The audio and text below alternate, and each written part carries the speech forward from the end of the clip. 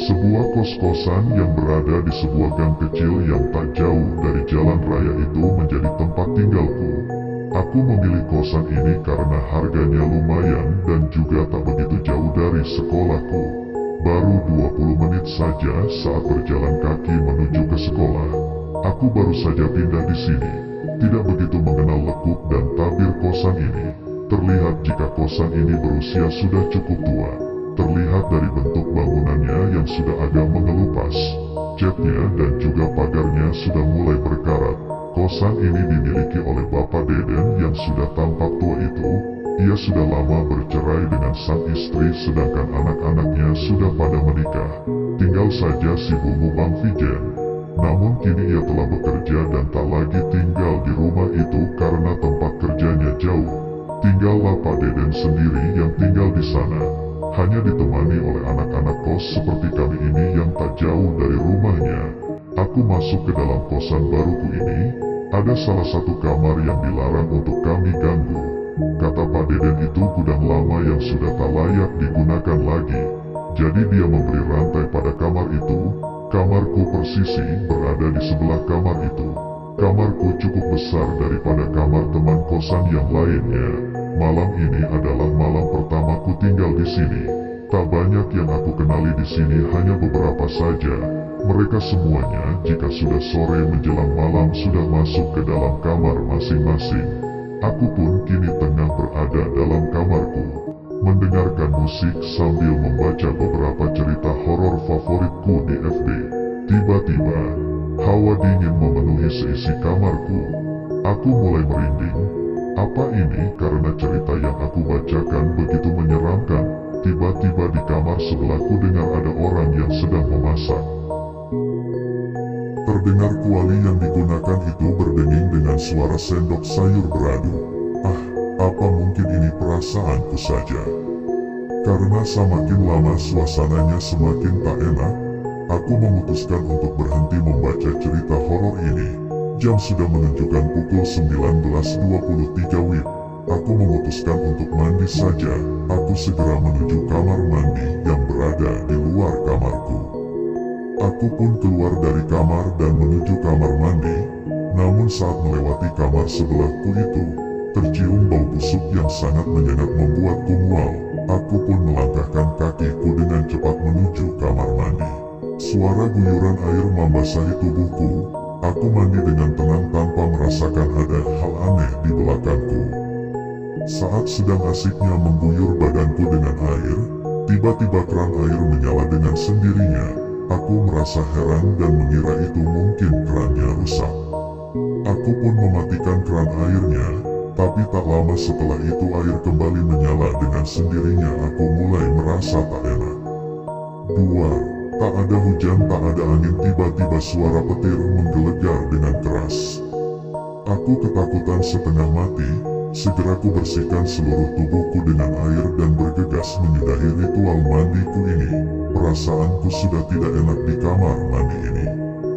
Krek, krek, krek. Terdengar sebuah cakaran di dinding kamar mandi. Suaranya tepat di belakangku. Aku dengan hati-hati menoleh ke arah belakang. Tapi saat aku menoleh tak kulihat siapapun di sana. Tiba-tiba keran kembali menyala dengan sendirinya. Aku segera keluar dari kamar mandi dengan tergesa-gesa. Aduh, ucapku menahan kesakitan karena bertabrakan dengan seseorang. Ternyata itu Bang Wendy yang akan hendak mandi.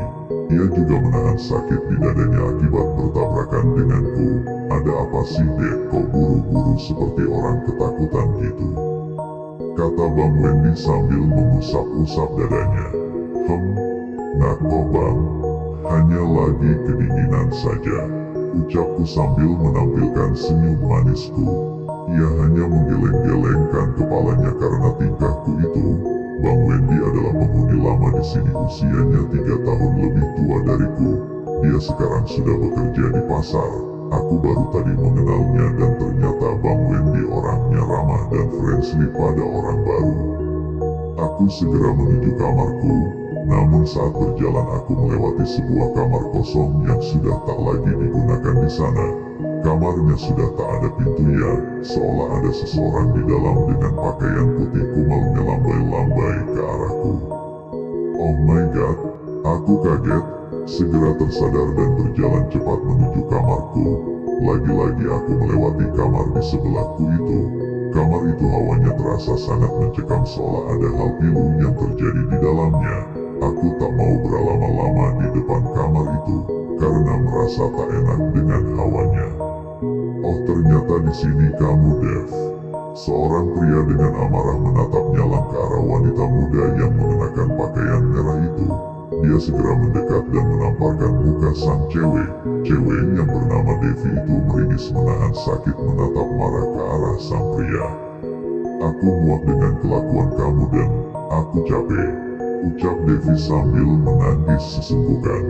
Apa kamu bilang hah? Pria bernama Denny itu mencekram keras rahang Devi, hingga Devi meronta-ronta kesakitan. Sakit dan ucapnya dengan menangis. Tapi bukannya berhenti, sang cowok malah melempar tubuhnya. Kemudian menendang tubuh gadis itu. Dia meringis menahan sakit.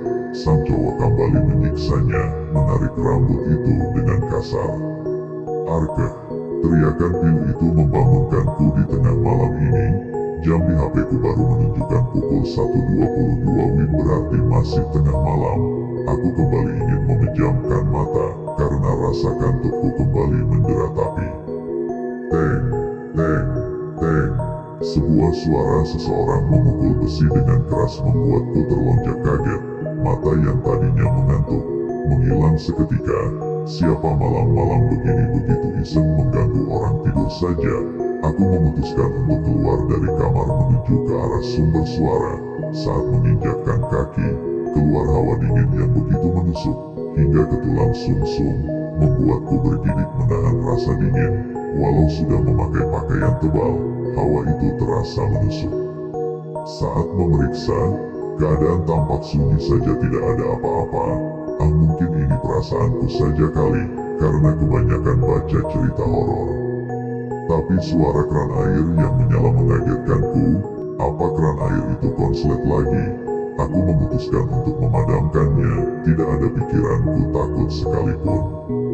Aku berjalan ke arah kamar mandi dan mengintip ke arah dalam. Tampak di sana duduk sosok wanita berambut panjang dengan pakaian putih panjang menjuntai hingga menutupi kakinya. Ia menyisir rambutnya yang panjang itu sambil menghadap ke arah cermin. Meski mukanya tidak tampak jelas, tapi itu mampu membuatku bergidik ngeri. Seluruh organ tubuhku tak dapat kugerak. Semua seolah kaku dan aku hanya berdiri di muat seperti patung. Ya Tuhan, ada apa dengan tubuhku ini? Semua tak bisa kugerakkan. Sosok itu terus menyisir rambutnya yang panjang hingga kulitnya terkelupas dan mengeluarkan ulat-ulat besar yang mengerikan. Perlahan lehernya mulai bergerak seolah patah. Kepalanya memutar ke arah belakang tanpa berhenti menyisir rambutnya itu. Seketika terlihat wajahnya yang sangat-sangat mengerikan dengan mata hitam dan mulut menganga besar seolah ingin melahapku. Aku perlahan ingin tumbang saja. Pandanganku mulai kabur dan kemudian menggelap seketika.